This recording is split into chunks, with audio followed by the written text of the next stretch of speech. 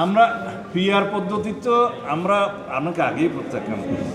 PR পদ্ধতি ছাড়া নির্বাচন বাংলার মানুষ এই পিআর নিয়ে আমাদের আরো জোর করে ভাবতে হবে। আজকের এই জনসমুদ্র পিআর পদ্ধতি নির্বাচনের পক্ষের জনসমুদ্র। এই পিআর সিস্টেমে যদি ভোট হয় হিন্দু সম্প্রদায় ভোট দিতে যাবে না।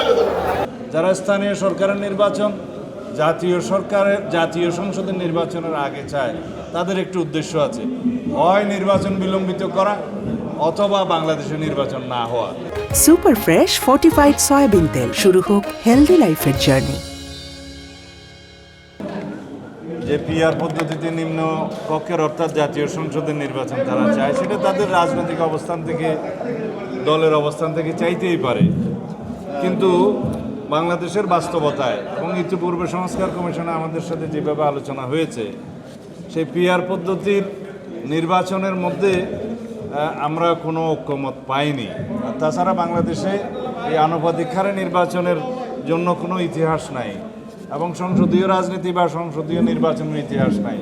বাংলাদেশের রাজনৈতিক কালচারে সেটা একটা নতুন আইডিয়া, যার জন্য অনেক রকমের পরীক্ষা নিরীক্ষা পৃথিবীর বহু দেশে হয়েছে, সেটা কখনো দেখেছি আমরা আমাদের এই দেশের জন্য প্রযোজ্য নয়, এবং যেখানে যেখানে প্রযোজ্য আছে সেখানে অনেক জটিল অবস্থা। আনুপাতিক হারে নির্বাচনের ক্ষেত্রে কোনো সংসদীয় এলাকার ভোটারগণ জানবেন না যে কে তাদের এমপি হবে। তাছাড়া তাদের এমপিদের কাছে তারা যে যাবেন, তারা নির্ধারিত কোনো ব্যক্তিকে খুঁজে পাবেন না। আর আনুপাতিক হারে নির্বাচনের কথা যারা বলছেন তাদের একটা উদ্দেশ্য আছে। যারা স্থানীয় সরকারের নির্বাচন জাতীয় সংসদের নির্বাচনের আগে চায় তাদের একটি উদ্দেশ্য আছে, হয় নির্বাচন বিলম্বিত করা অথবা বাংলাদেশে নির্বাচন না হওয়া। এটা তাদের উদ্দেশ্য থাকতে পারে, তবে আমরা বাংলাদেশের মানুষ ঐক্যবদ্ধ আছি। এদেশের সকল গণতন্ত্রকামী মানুষ সংগ্রাম করেছে স্থানীয় সরকার নির্বাচনের জন্য নয়, একটি সুষ্ঠু, নিরপেক্ষ, অবাধ ও জাতীয় সংসদ নির্বাচনের জন্যই আমরা দীর্ঘ 17 বছর সংগ্রাম করেছি। আমাদের ভোটাধিকার প্রয়োগের জন্য আমরা অসংখ্য জীবন হারাতে হয়েছে। আমাদের ছাত্র গণ অভ্যুত্থান হয়েছে, শহীদের রক্তের আকাঙ্ক্ষা হলে এই দেশের জন্য প্রকৃত একটি শক্তিশালী গণতান্ত্রিক রাষ্ট্র বিনির্মাণ হয়, এবং আমরা সেই প্রকৃত গণতান্ত্রিক রাষ্ট্র বিনির্মাণ করতে পারবো অবশ্যই একটি সুষ্ঠু, নিরপেক্ষ, অবাধ নির্বাচনের মাধ্যমে, জাতীয় সংসদ নির্বাচনের মাধ্যমে, যদি একটি রাজনৈতিক সরকার প্রতিষ্ঠা হয়। এর বিষয়ে আমার বক্তব্য নেই।